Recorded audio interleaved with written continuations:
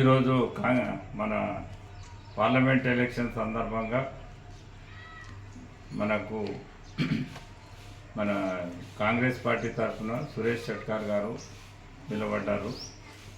మరి ఈరోజు వారికి మన పోయిన ఎమ్మెల్యే ఎలక్షన్లో మన కాంగ్రెస్ పార్టీ విజయం సాధించింది.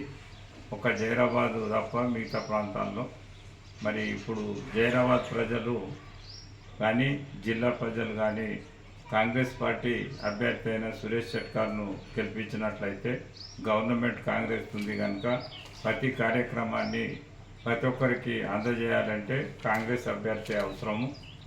అందుకొరకు మరి సురేష్ షెట్కారు ఇంతకుముందు ఎంపీగా ఎమ్మెల్యేగా చేసిన ఎక్స్పీరియన్స్ ఉన్నది.